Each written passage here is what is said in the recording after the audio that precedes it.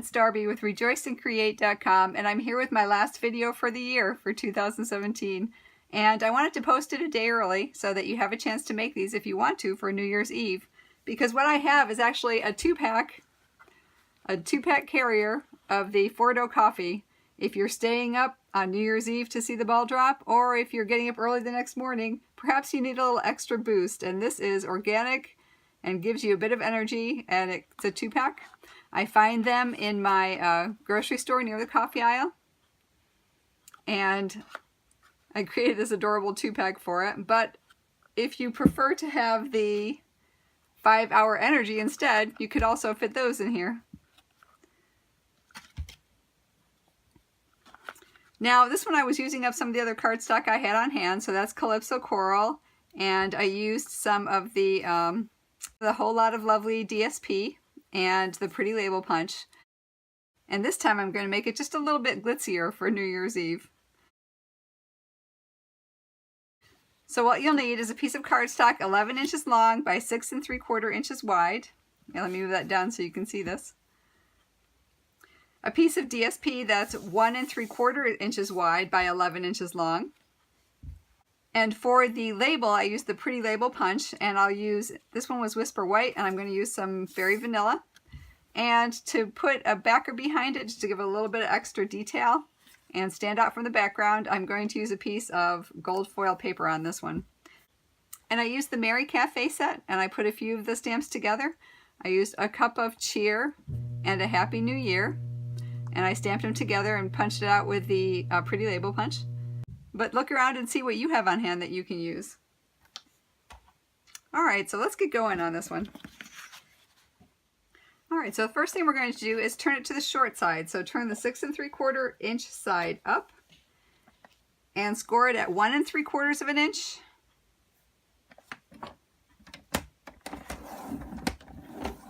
That's 1 3/4 and 3 3/4.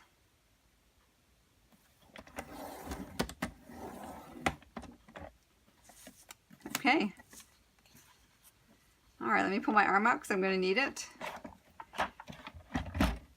So turn it to the long side, and you'll notice that there's one section that's bigger and one section that's only 1 3/4 inches. You want the bigger section up because we're going to partially score a couple of them, and it needs to be on the bigger section of it. All right, so put that bigger section up, the smaller section down, and score at 1 3/4.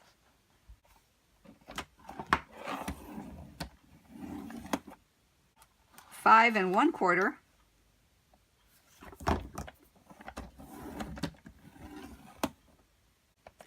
7,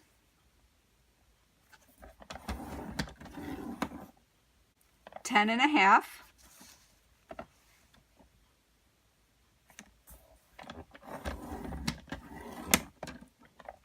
and then move it back, and we're going to do a partial score only down to that first score line at 3 1/2.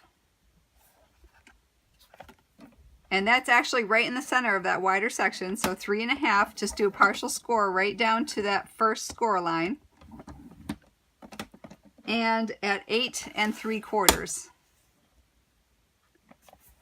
And that is halfway, at the halfway point in this last larger section. So right just down to that first score line. All right.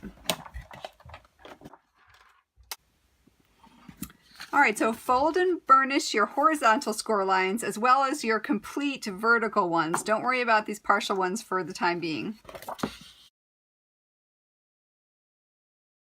This 1/2 inch is our glue tab, and we only need the middle section glue tab because that's part for the box. So we can cut off the top and the bottom. So we'll cut very carefully, closely along the score line to cut it off. Just cut it off, and a very slight miter, and cut that piece off. And we'll do the same thing to the top, just a very slight miter, and cut just on the side of the score line that will cut the score line off.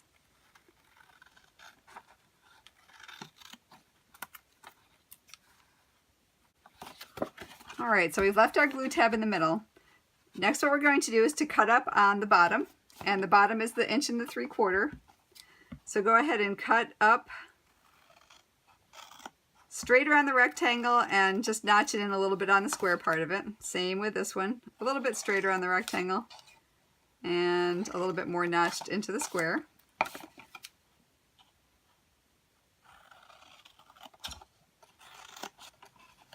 So that's mine.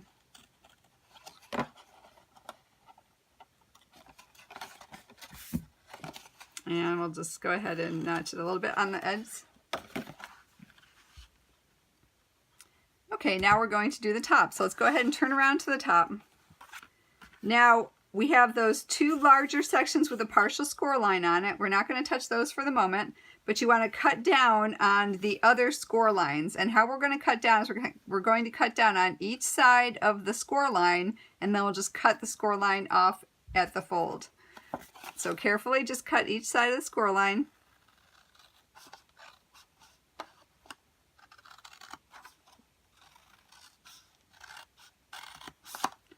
And then what you'll do is fold those down and just nip it right across there. And for this box, it actually makes a little bit of a neater top because part of this is going to be the handle that folds over. And you'll see that in a minute. Okay, so we got that one. Let's go ahead and get this one. Just carefully down each side of the score line.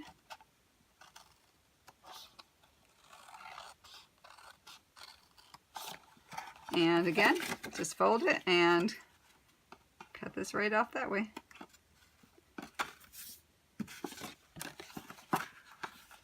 All right, let me do the last one over here. A little angled off on that one.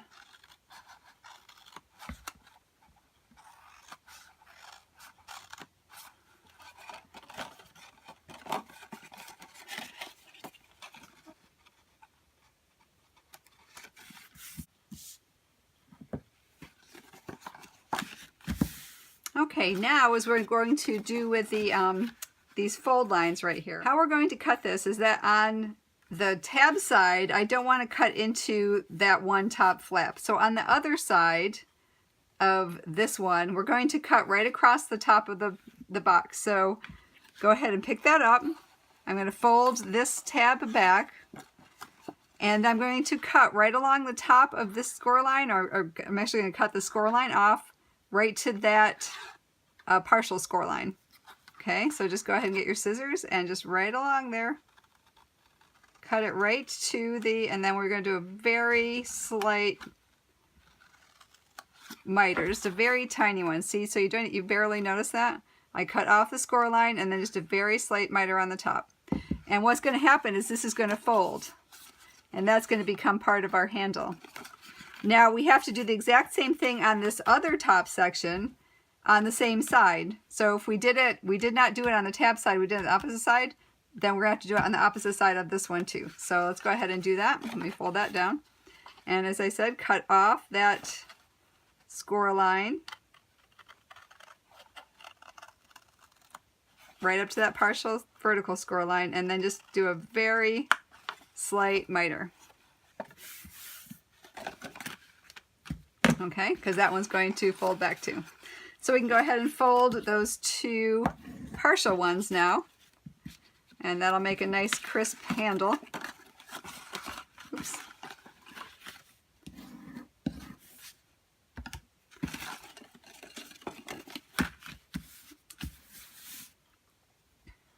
All right, now the other thing we're going to do is actually, these will reinforce the box a little bit because they will fold down. And as you can see, they're a little bit too long. So we'll just cut those off a little bit, just so it doesn't go over that fold line. Again, see, that one goes over that fold line for the bottom of the box. We'll just cut that off a little bit because it just reinforces the outside of our box when we fold that down. Okay, so let's go ahead and start putting our box together. Fold that over, and we'll put some, I'm going to use some fast fuse on that tab. Make sure I have a couple of them on there. And it should fold right over on there. All right, so let me go ahead and put the bottom of the box together. And I can fold all the top tabs out of the way. Like that. And here's my seam. So we're going to put these two down first. And let me just put a little bit of glue on to hold these guys in place. Let's put the back one down. And put some glue on, and then put the front one down.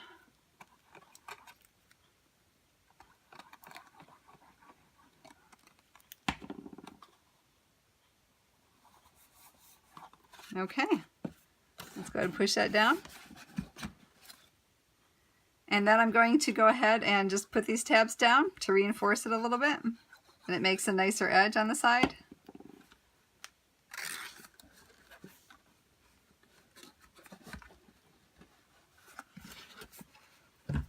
And let me just press those in so they stay down nicely.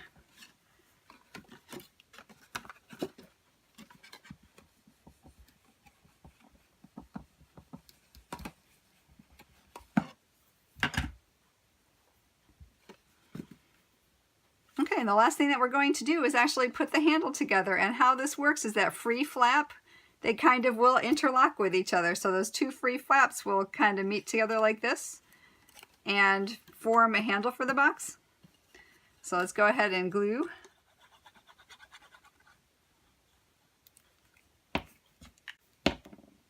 All right, so go ahead and snug those together.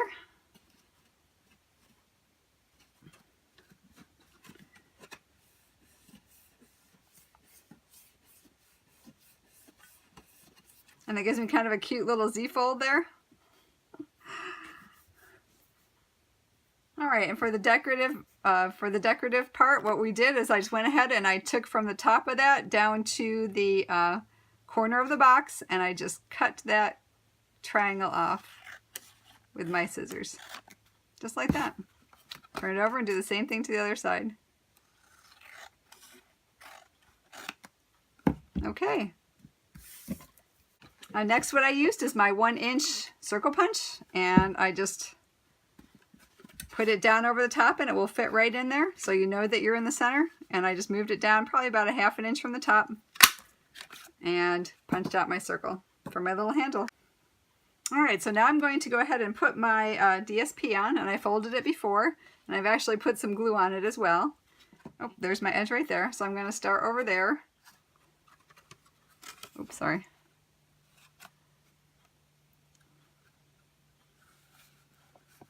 Okay.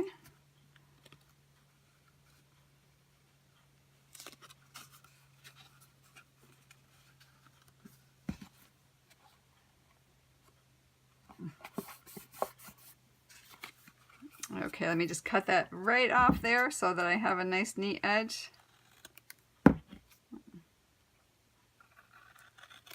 Now if you're using the DSP that's more like paper, then it will, you can just fold it over and it will line a bit, but this Bundle of Love DSP has a little bit more body to it. It's a little bit thicker, and I wanted to make sure it looked nice and crisp.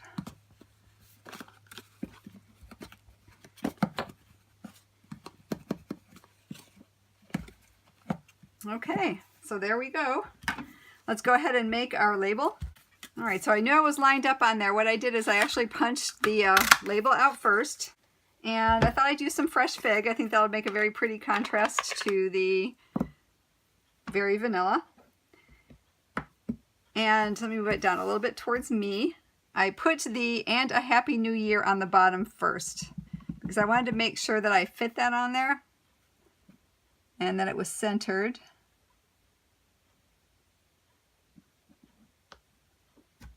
Very nice. And I put the cheer on next. And because these are photopolymer, you can see through them nicely. And then I snugged the "a cup of" right on top of that. Make sure I'm inked up well. Move that down a little bit so I can see the top. Sorry for my head. Okay, so "a cup of cheer and a Happy New Year." All right, and to offset this on the Bundle of Love that has that beautiful gold embossing, I'm going to go ahead and punch a label. And then I'll cut it in half vertically because I'm going to just offset it on each side to make it look like I have a mat. All right. Let me just put a piece of fast fuse from end to end, and we'll go ahead and just offset a little bit on this side. And offset a little bit on this side.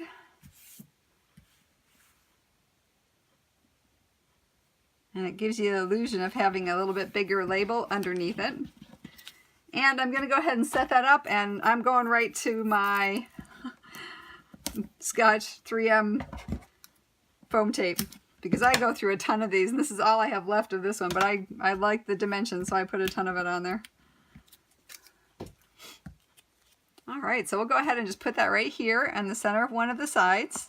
Gives a little bit of a dimension. And on my first one, where did I put that one? On my first one, I went ahead and put a little punch of the 3-leaf punch on there, and I thought that was really pretty because it mimicked some of the leaves in the paper. On this one, I thought I'd go ahead and put a gold star. You can use whatever embellishments or whatever shapes that you have that would look nice, but I'm going to go ahead and just put a gold star right up there. And this happens to be the old Stampin' Up! Star punch, but there's a star that's in the I think the wood crate framelits. There's a couple other ones as well. So whatever you find that you like, go ahead and do that. And I'm just going to go ahead and put that right up there to give it a little bit of embellishment on the side of the handle. And there you have it. Let me go ahead and put the Forto coffee on one side, so if you need a little boost to make it through New Year's Eve if you stay up, or if you're like us and we get up early on the 1st and go to Mass, then you get a little extra boost of caffeine with a 2-pack for the person that you love. And the 5-hour energies will fit in there as well. So if you know someone that prefers a little boost that way, you can go ahead and give that one to them. So I hope you enjoyed this project and give it a try. And I hope however you celebrate your new year, that it's a blessed one. And I wanted to let you know that I will be away for a couple weeks. I'm going to visit my mom. So in a couple weeks I'll be back and we'll get to share and craft together.